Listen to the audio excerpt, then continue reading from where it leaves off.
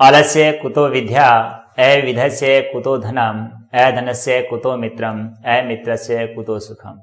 साथियों, अब जो वक्त आपके पढ़ाई का है वो बहुत ही पीक पॉइंट कह सकता हूं। कहा जाता है कि आलस्य को विद्या नहीं मिलती, और जो जिसके पास में विद्या नहीं है यानी ज्ञान नहीं है, उसके पास में धन ही नहीं होता, और जहां धन नहीं होगा वहां मित्र भी नहीं होंगे, जाहिर सी बात है। और जहां मित्र नहीं होगा वहां सुख भी नहीं होंगे। इसलिए आलस्य को त्याग दीजिए और आने वाला जो कोई भी कंपटीशन है उसको फाइट करने के लिए जी जान लगा दीजिए। मैं दिलीप शास्त्री आपका एक क्लासेस है उसमें एक बार फिर स्वागत करता हूं। आज हम शब्द रूप है उसके बारे में चर्चा करेंगे। पहले वीडियो में हमने धातु रूप है उसके बारे में चर्चा की। शब्द और धातु दोनों में फर्क होता है। शब्द किसे कहते हैं और धातु किसे कहते हैं। देखिए, धातु के बारे में हमने चर्चा की थी। धातु क्या होती है? क्रिया का मूल रूप होता है। और शब्द क्या होता है? शब्द होता है संज्ञा, सर्वनाम, विशेषण, कोई भी हो सकता है। संज्ञा, सर्वनाम और विशेषण। अविकारी भी होते हैं, वो भी शब्द होते हैं। क्या होते हैं? अविकारी होते हैं, वो भी शब्द होते हैं। इनके रूप चलते हैं, संज्ञा, सर्वनाम, विशेषण, इनके रूप चलते हैं। और रूप किस रूप में चलते हैं? वो हमेशा किसके अंदर होंगे? कारक के रूप में होंगे। किसके रूप में? कारक के अर्थ, कारक के रूप में गिने जाते हैं। कारक किसे कहते हैं? कारक है के बारे में चर्चा करें तो कहा जाए क्रिया जनकत्वम कारकम। क्या होता है? क्रिया जनकत्वम कारकम। क्रिया का जो जनक होता है, जनक का मतलब पिता या बनाने वाला, निर्माण करने वाला। क्रिया का जो जनक होता है उसे हम कारक कहते हैं। वाक्य आपका लिखा हो किसी प्रकार से, जैसे मोहन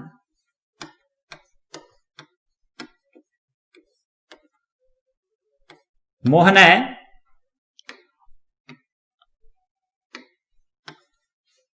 भोजनम करोति, ये आपका वाक्य लिख दिया। मोहन है भोजनम करोति। यहां देखिए, जो मोहन शब्द है और भोजन शब्द है वो क्रिया का जनक है। मोहन इसके अंदर करता है, क्या है? करता है। और भोजन इसके अंदर क्या है? कर्म है। कर्मणि द्वितीया, कर्मणि द्वितीया, उसके हिसाब से कर्म होता है। और ये क्रिया है। क्या है? क्रिया है। अब आपसे पूछा जाता है कई बार क्वेश्चन कि यहां जो करोति है या भोजन शब्द है या मोहन शब्द है, इसमें रूप पूछा जाता है। धातु का पूछा जाता है, धातु का बताना पड़ता है। यदि भोजन शब्द का पूछा जाता है, शब्द के रूप में पूछा जाता है। मोहन के रूप में मोहन का पूछा जाता है। या आपका क्वेश्चन इस तरह से दिया जाता है डैश डैश करके, और लिखा जाता है भोजनम करोति, भोजनम करोति, ऐसा लिख दिया जाता है। और ऑप्शन में आपको क्या दिया जाता है? क्या देते? ए में दे दिया राम, रमे, बी में और सी में दे दिया कमलेश है, और डी में दे दिया रामेण। क्या दे दिया? पहले में राम दे दिया सीधा, राम बिना विसर्ग वाला, रमेय, कमलेश, कमलेश है, और उसके बाद में देर रामेण दे दिया। अब यहां पूछा जाता है इस खालिस्तान में किसका प्रयोग होगा, यानी खालिस्तान जो दे रखा है इसमें किसका प्रयोग होगा। तो आपको कारक आते हैं, विभक्ति आती है, शब्द रूप आता है, तो आप बिल्कुल सही आंसर दोगे। क्या देंगे? क्योंकि कर्ता में हमेशा प्रथमा का प्रयोग किया जाता है। ये आपका शब्द रूप पर डिपेंड करता है कि शब्द रूप किस तरह से बनाते हैं। क्योंकि कारक 6 प्रकार के होते हैं संस्कृत के अंदर, और विभक्ति हमारी यहाँ 8 प्रकार की है, जो संबोधन को प्रथमा के रूप में गिना जाता है। तो यहां देखिए, कमलेश शब्द है वो क्या है? प्रथमा है। प्रथमा यानी कमलेश शब्द है, शब्द रूप है, उसका प्रथमा विभक्ति एक वचन लगेगा। क्यों लगेगा? क्योंकि यहां जो कारक दे रखे, क्रिया दे रखी है, वो क्या है? करोति। करोति क्रिया दे रखी है। इस करोति का अर्थ होता है करना। क्योंकि एक ही जना है, एक व्यक्ति विशेष है, एक व्यक्ति विशेष है, उस कारण से इसमें हमेशा एक वचन का प्रयोग किया जाएगा। रामायण में भी एक वचन है, इसमें भी एक वचन है, इसमें भी द्विवचन है, और यहां शब्द रूप सही तरीके से बना नहीं रखा है, क्योंकि राम शब्द है, उसके साथ में विसर्ग मैं या कुछ न कुछ तो आना चाहिए। यहां सीधा राम लिख दिया, ये संस्कृत का शब्द नहीं है। यदि इसके साथ में विसर्ग होता तो कुछ अलग बन जाता। यहां लिखा हो, रामे लिखा हो तो अपने कह सकते थे। तो यहाँ एक वचन ये भी है, ये भी एक वचन है, इसको मैंने एक वचन बना दिया, और ये द्विवचन है, प्रथमा और द्वितीय का द्विवचन है। अब आपसे पूछा जाता है यहाँ करोति एक है, करोति एक है, इसका मतलब रामेण, कमलेश और रामे शब्द में से कोई एक आएगा। तो यहां आना क्या चाहिए, क्योंकि कर्ता में प्रथमा व्यक्ति एक वचन आता है, क्योंकि कर्ता क्रिया भी ऐसी है, तो प्रथमा व्यक्ति कर्ता में हमेशा प्रथमा का प्रयोग किया जाता है। तो कमलेश प्रथमा है, ये तृतीय है, ये सप्तमी है। इसका कैसे पता चलता है, जब आपको शब्द रूप अच्छी तरह से आएंगे, शब्द रूप अच्छी तरह से आएंगे तभी इसका शब्द बनेगा। चलिए अपने आगे चर्चा करते हैं इसके अंदर शब्द रूप बनते कैसे हैं। अब आपने लिखा होगा राम, ऐसा लिखा है, और इसके साथ में विसर्ग लग गया।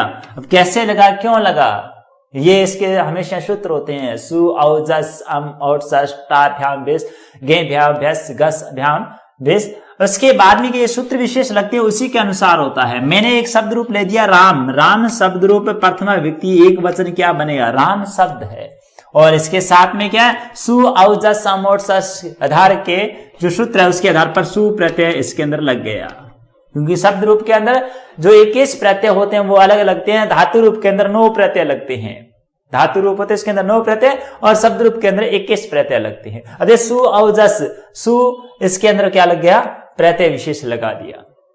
उपदेश से अजुनासिक इत से इसके गए इत संज्ञा हो गई, ओ की इत संज्ञा होगी, और अब क्या बचा अपने पास में, स बच गया। तो क्या बनाया, रा, और उसके बाद में मैं, उसके बाद में क्या लगा दिया हमने, स लगा दिया, हलांत लगा दिया।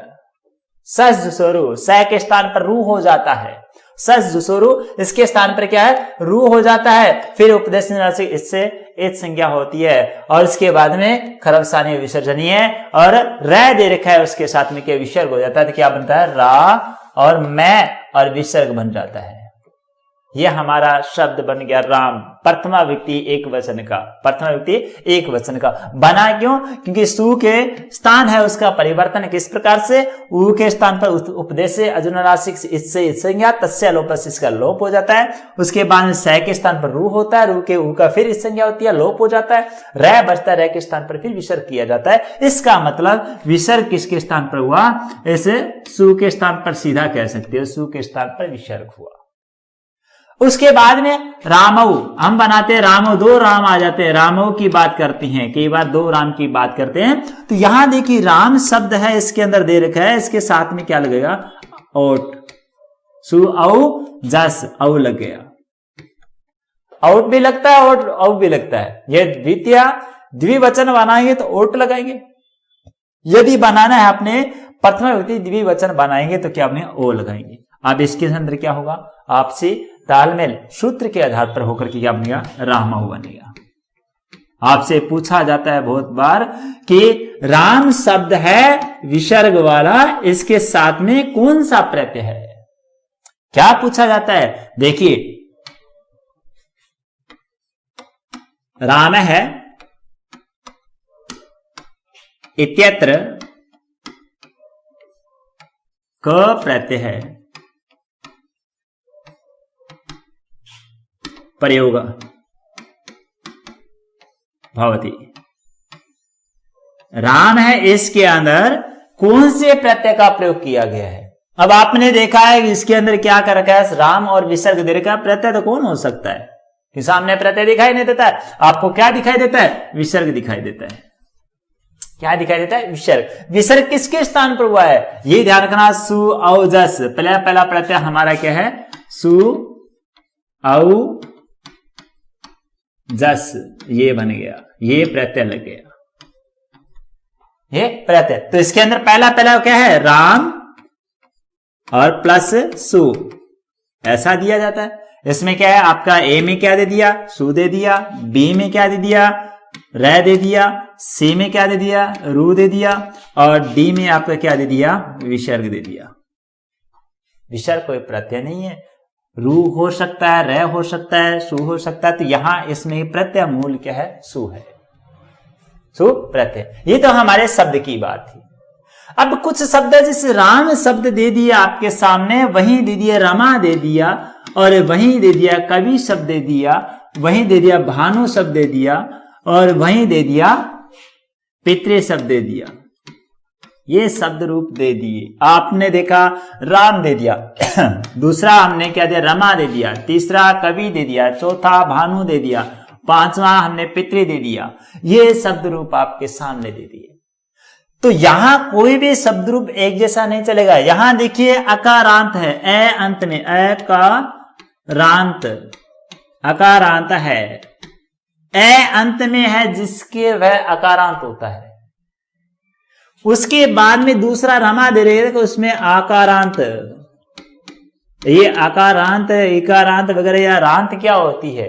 आकारांत। आ अंत में है जिसके वह, ई अंत में है जिसके इकारांत, उ अंत में है जिसके उकारांत, री अंत में है जिसके रिकारांत। यहां देखिए ए अंत में है जिसके वो क्या हुआ? अकारांत, और आ अंत में है जिसके वो आकारांत हो जाएगा। बहुत सी बार ऐसा है अकारांत शब्द रूप बनेगा, अकारांत शब्द रूप बनेगा।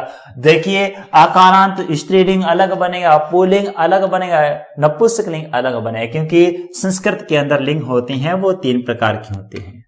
लिंग विशेष उसकी चर्चा करें तो 3 प्रकार के होंगे।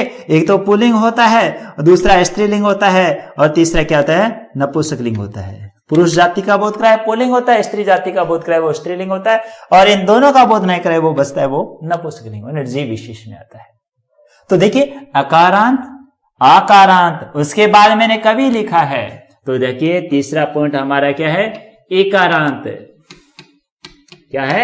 एकारांत। ई अंत में है जिसके वह, उसके बाद में हमने चौथा लिखा उकारांत। उकारांत क्या है? उकारांत। उ अंत में है जिसके वह क्या है? उकारांत। और इसके बाद में पांचवा हमारा है री अंत में है जिसे रिकारांत। री अंत में है जिसके वह रिकारांत। ई अंत में है जिसके इकारांत। अब यहां भी देखना, छोटी बड़ी कोई भी हो सकती है, बड़ी भी हो सकती है, छोटी भी हो सकती है। यहां उ छोटा भी हो सकता है, बड़ा भी हो सकता है। वधु शब्द दे दिया तो बड़ा, ठीक है। हरि शब्द है, मुनि शब्द है, ये शब्द दे दिया था, एक ही देखी जाती है कि छोटी है या बड़ी है, तो उस हिसाब से चलेंगे। अब बचते हैं हमारे क्या है कि पुल्लिंग स्त्रीलिंग, आकारांत और अकारांत। यहां तो सीधा सा पता चलता है पुल्लिंग शब्द है। अब क्या है? एकारांत स्त्रीलिंग भी होता है और एकारांत पुल्लिंग भी होता है। उकारांत स्त्रीलिंग भी होता है और उकारांत क्या है? पुल्लिंग भी होता है। और ईकारांत स्त्रीलिंग भी होता है और ये पुल्लिंग भी होता है। यहां अकारांत और अकारांत ये पुल्लिंग और नपुंसकलिंग भी हो सकता है। ये पुल्लिंग, ये नपुंसकलिंग भी हो सकता है। यहां भी पुल्लिंग नपुंसकलिंग भी हो सकता है, तो उसका भी ध्यान रखना पड़ता है। पुल्लिंग स्त्रीलिंग में से कौन सा शब्द का प्रयोग किया जाता है। अपने पहला बनाते हैं अकारांत, ए अंत में जिसके, एकारांत। क्या है? अकारांत। ए अंत में है जिसके वह शब्द रूप, उस शब्द रूप की चर्चा करते हैं। पहला शब्द हम ले देते, राम ले लो, छात्र लिख लो, ठीक है। उसके बाद में मोहन लिख लो, सोहन लिख लो,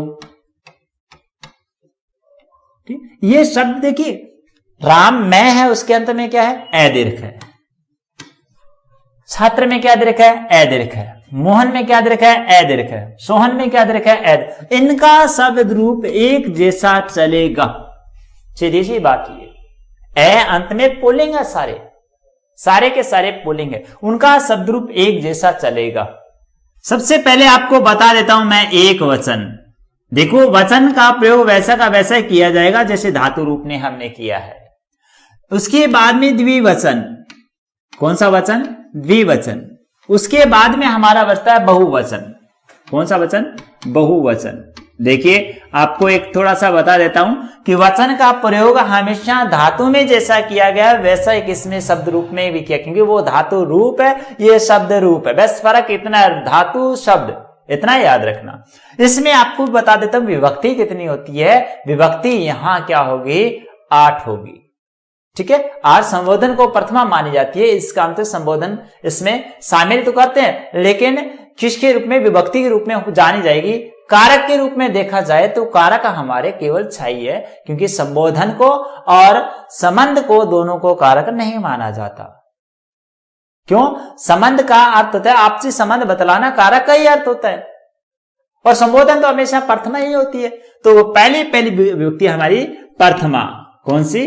प्रथमा, द्वितीया, तृतीया, चतुर्थी, पंचमी, षष्ठी, सप्तमी और संबोधन। कौन से? संबोधन।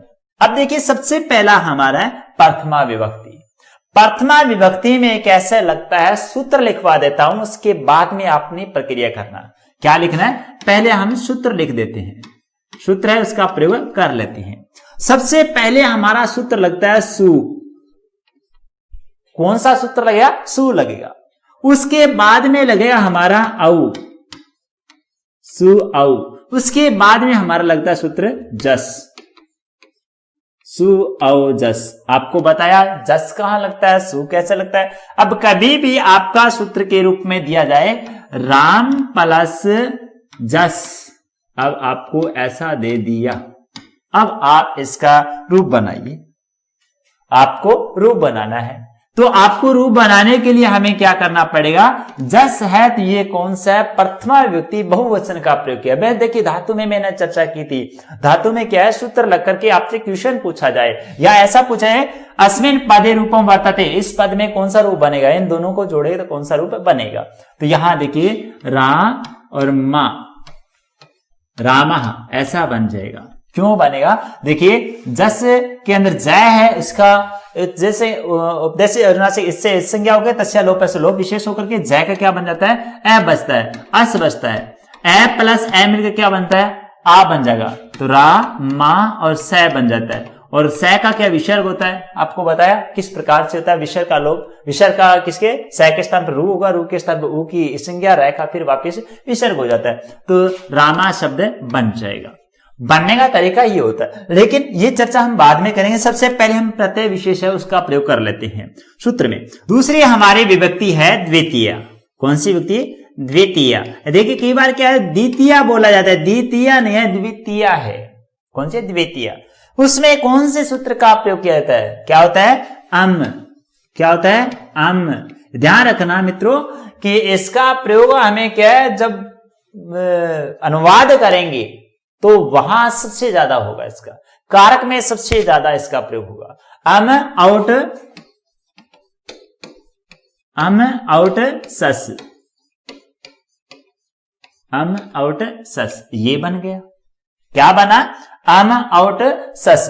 अब यहां देखिए द्वितीय प्रथमा का प्रयोग होगा, द्वितीय हमारी। अब हमारी चलती है तृतीय। कौन सी व्यक्ति है? तृतीया का प्रयोग करेंगे। तृतीया देखना कहां होता है, हमेशा साधक के रूप में होता है। ता ध्यान बिस, ता ध्यान बिस। अब आपको मैं थोड़ी सी इन 3 धातु जो प्रत्यय उसके बारे में बता देता हूं। अम में तो वैसा का वैसा रहेगा, ओट में ट का लोप हो जाता है, इसमें भी क्या है, अस बचता है, अस बचता है। अस का बचाएंगे तो किसका, अस बच जाएगा, अस बचेगा और स का नया हो जाता है। यहां बीच में क्या है, भी और स का विसर्ग हो जाता है, स का क्या होता है, विसर्ग हो जाता है। भ्याम में रहेगा, टान में आ बचता है, क्या बचता है, आ बचता है, बाकी का लोप हो जाता है। इन टा का भी लोप किस रूप में, सूत्र विशेष के रूप में इसका लोप कर देते हैं। तो यहां क्या बचता है, आ शेष बचता है। अब हम चर्चा करते हैं नेक्स्ट चतुर्थी विभक्ति में, इसमें चतुर्थी में क्या होता है, गे ध्यान भ्यस। क्या होता है, गे ध्यान भ्यस, के ध्यान व्यस, इसका प्रयोग होता है। अब देखिए यहां इसका प्रयोग होता है किस रूप में, किसी यहां भी ग का लोप हो जाता है, यहां भ्यस है, स का विसर्ग बन जाता है, स का क्या बन जाता है, विसर्ग। अब हमने क्या किया, 4 विभक्ति पढ़ी, चारों के हम बनाते हैं। पहला हमने क्या बनाया, एक वचन, फिर हम लिख लेते हैं द्विवचन और उसके बाद में बहुवचन। ये हमारे तीन थे, क्या थे? एक वचन, द्विवचन और बहुवचन। विभक्ति हमारी चतुर्थी आ गई। अब हम करते हैं पंचमी विभक्ति। क्या बनते हैं? पंचमी विभक्ति। चार विभक्ति बनाई और पंचमी विभक्ति आ गई। पंचमी विभक्ति में क्या होता है? गंस, गंस और भ्याम, व्यस। इसमें भी क्या होता है? गंस से उसके स्थान पर कुछ आदेश हो जाता है, बाकी विशेष का लोप हो जाता है। षष्ठी होती है, उसके अंदर भी वैसे ही चलेगा। क्या बनेगा? गंस, ठीक है, भ्याम। षष्ठी में क्या हुआ? गस, ओस और आम। यहां भी क्या होता है? गस, ओस, आम, स का विसर्ग और लोप हो जाता है। उसके बाद में सप्तमी होती है। क्या होती है? सप्तमी। गे, ओस, सुप। अब आपने एक चीज देखी होगी। क्या चीज देखी? यहां जो हमने बनाए थे शब्द रूप के रूप में, क्या होता है? तृतीया, चतुर्थी, तृतीया, चतुर्थी और पंचमी। तृतीया, चतुर्थी, पंचमी, द्विवचन एक जैसे प्रत्यय लगते हैं, शब्द रूप भी एक जैसा बनेगा। और उसके बाद में षष्ठी और सप्तमी का द्विवचन है, वो हमेशा एक जैसे बनेगा। क्या बनेगा? षष्ठी और सप्तमी है, उसका द्विवचन हमेशा एक जैसे बनेगा। उसके बाद में आपको पंचमी का बहुवचन, तृतीया, चतुर्थी का बहुवचन एक जैसा बनेगा। यहां क्या बनेगा? एक जैसा बन जाएगा। 20 है उसका बहुवचन है, वो थोड़ा सा चेंज होकर बनता है, लेकिन चतुर्थी और पंचमी का तो बिल्कुल एक जैसा बनेगा, क्योंकि 20 में ऐ की मात्रा भी लगा देते हैं और 20 का भी शेष रह जाता है, इस तरह से बना लेते हैं। लेकिन चतुर्थी और पंचमी विभक्ति है वो एक जैसे बनेगी। चतुर्थी और पंचमी एक जैसे बनेगी। अब हम जैसे इन्हीं प्रत्ययों का प्रयोग करके हमने क्या किया? एक शब्द रूप तैयार करेंगे और शब्द रूप हमारा होगा अकारांत शब्द रूप। क्या होगा? राम शब्द रूप होगा।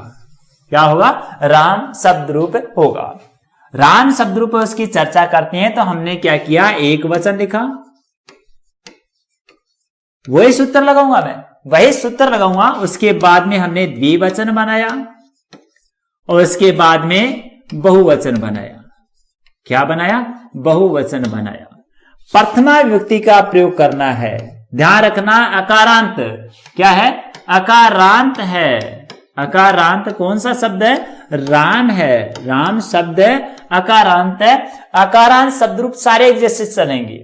सबसे पहले हमने क्या लगाया? राम के साथ में और क्या बनाया? सु लगाया तो हमने देखा विसर्ग बन गया। उसके बाद में हमने ओ लगाया तो रामो बन गया। क्या बन गया? रामो। तीसरा हमने क्या था? जस लगाया तो रामहा बन गया। क्या बन गया? रामहा। ये तो हमने बना लिए थे।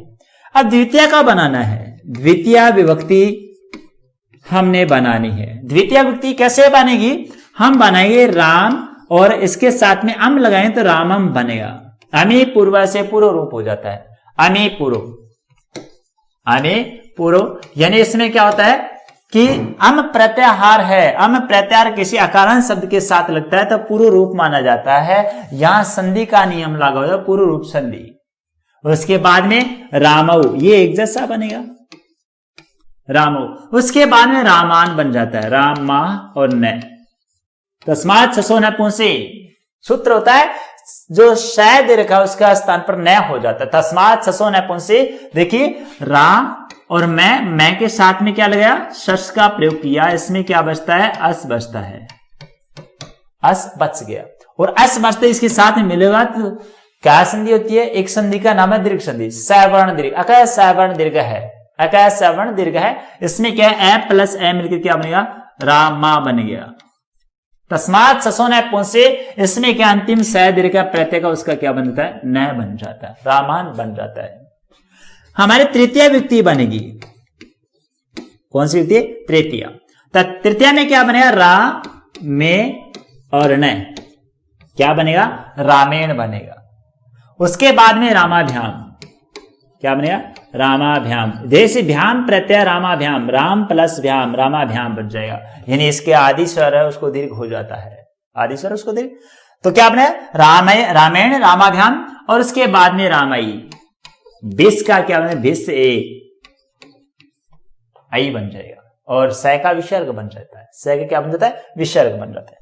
चतुर्थी विभक्ति हमारी आती है, चतुर्थी विभक्ति। चतुर्थी में क्या हुआ? रामाय। आय आदेश है। क्या आदेश था? आपने देखा हुआ सूत्र विशेष के अंदर क्या था? हमारा सूत्र था, उसमें लिखा था चतुर्थ में गे होता है, गे के स्थान पर क्या होता है? आय आदेश होता है। ए होता है, ए के स्थान पर आय आदेश हो जाता है। क्या होता है? आय आदेश हो जाता है। तो रामाय बन जाएगा। उसके बाद में रामाभ्याम वैसा का वैसा ही बनेगा, रामाभ्याम। और उसके बाद में क्या बनेगा? रामे भय बन जाएगा। रामे भय विसर्ग लगेगा। व्यस्य है उसका क्या बन जाएगा? स का विसर्ग। ध्यान रखना, स का कोई न कोई महत्व रहता है, विसर्ग के रूप में ही आता है। वो जिस भी प्रत्यय के साथ में स होता है वो विसर्ग के रूप में कहीं न कहीं आ जाता है। तो हमारी चतुर्थी विभक्ति ये कंप्लीट हो गई। अब हम चर्चा करते हैं पंचमी विभक्ति में। किसमें? पंचमी विभक्ति में। पंचमी विभक्ति में प्रयोग करेंगे तो पंचमी विभक्ति किस प्रकार से बनेगी? देखिए, पंचमी विभक्ति। अब देखिए चतुर्थी में क्या? रामाय रामाभ्याम रामे भय बन गया। अब बनता है रामात। क्या बनेगा? रामात। उसके पंचमी में फिर द्विवचन क्या बनेगा? रामाभ्याम बन जाएगा, रामाभ्याम। उसके बाद में रामे भय, वैसा का वैसा बनेगा। क्या बनेगा? रामे भय, ये बन गया। उसके बाद में षष्ठी बनानी है हमने। क्या बनाने? षष्ठी विभक्ति बनानी है। और षष्ठी में बनेगा क्या? रामस्य, रामस्य। उसके बाद में रामा,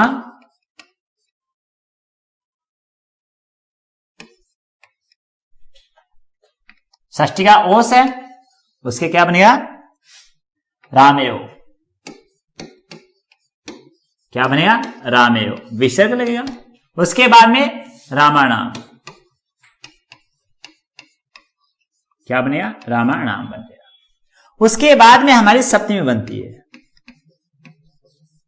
क्या बनती है? रामे। उसके बाद में रामेव है, वैसा का वैसा रामेव बन गया। उसके बाद में हमारे रामेशु, क्या बनेगा? रामेशु, सुप प्रत्यय उसका प्रयोग हो जाएगा। अब देखिए पंचमी, षष्ठी, सप्तमी, ये सारे की सारी अकारांत होगी। क्या होगी? अकारांत होगी। अकारांत में किसी भी बना सकते हैं। मोहन, मोहनाथ, मोहनस्य, मोहने।